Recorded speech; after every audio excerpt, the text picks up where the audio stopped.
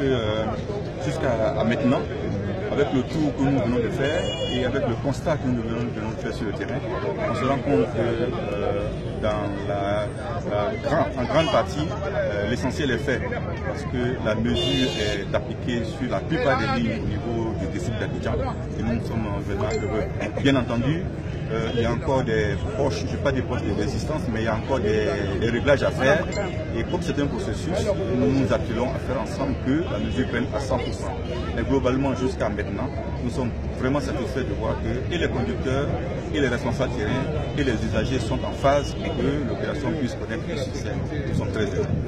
Président, DG, entre autres préoccupations émises par le secteur, c'est le coût de chargement très précipitant. Est-ce que vous comprenez de cette baisse tarifaire, ce réagissement tarifaire, est-ce qu'on ne peut pas revoir aussi les chargements? Oui, en ce qui concerne ce qu'on appelle généralement les frais de chargement, tout rentre dans le processus. Je vous dis que le réglage qu'on est en train de faire en ce moment-là va prendre en compte l'ensemble des préoccupations des uns et des autres, et les préoccupations des populations qui consistent à réaliser les tarifs, et les préoccupations aussi des entreprises de transport qui consistent à alléger aussi leurs charges. Je pense que tout est pris en compte le comité qui est mis en place et nous sommes en train de piloter de sorte que les deux parties puissent véritablement s'en sortir et puissent tirer leur compte de ce jeu. À ce jour, pourquoi avoir une idée de ce que ça réajustement tarifaire? Oui, dans tous les cas, c'est un processus et il va y avoir certainement un manque à gagner. Mais ce manque à gagner auprès de la préservation de la paix sociale est insignifiant. Nous avons mis en avant la préservation de la paix sociale. S'il faut réajuster pour avoir la paix sociale, nous disons que nous sommes en phase. Est-ce que vous pouvez rassurer que la baisse va être continuelle? Est-ce que ce n'est pas un effet de quelques jours? Non, non, nous sommes partis pour que ce soit quelque chose de continuel. D'ailleurs, sur chaque commune, chaque localité, chaque délégation, nous avons des équipes de veille pour veiller à ce que le suivi et l'évaluation de l'opération soient faits, aussi bien dans le district d'Abidjan que dans les grandes communes de l'intérieur. Les grandes compagnies comme ITV n'ont pas réagi? Oui, non, non. Les compagnies ont réagi avant l'annonce. Je vous dis, les grandes compagnies ont déjà réagi.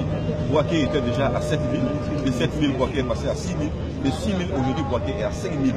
Quand vous regardez le gap de 2 000 francs, vous voyez déjà qu'il y a quelque chose qui est fait. Daloa était à 6 000, Daloa est aujourd'hui à 5 000. Korogo était à 12 000, de 12 000 à 10 000, de 10 000 à 8 000 aujourd'hui. Vous allez voir qu'il y a un gap qui est là.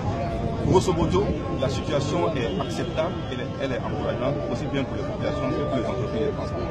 Certaines lignes de valeur spécifique n'ont pas connu un changement. Voilà, ça, il faut parler par exemple de Bassam depuis 40 ans. Je vous dis, Bassam était à 1000 francs. Bassam était à 1000 francs. De 1000 francs, Bassam est venu à 900. De 900 à 800. Bassam se trouve aujourd'hui à 500 francs. Quand on voit la distance Bassam à Abidjan à 500 francs, c'est vraiment dire que le réagissement ne dit pas son nom, il est déjà effectif. Niangon, à Djamé, il va rester tel parce que si on baisse, les conducteurs vont décomposer. Au lieu d'avoir un tarif, ils vont devoir coûter beaucoup plus cher. Anyama, Abidjan aussi, reste tel parce que s'il y a une répétition tarifaire, les conducteurs risquent de déposer la population d'Anyama à Bobo, qui va repayer pour se rendre encore à Djamé. On risque de se trouver avec les tarifs beaucoup plus élevés. Quel rôle du ministère dans ce processus? Le ministère est le premier pilote, parce que c'est le représentant du gouvernement dans la gestion des services de transport en Côte d'Ivoire. Donc en tant que tel, le ministère supervise et ensemble, nous sommes là pour donc la cette mesure. Merci beaucoup. Merci.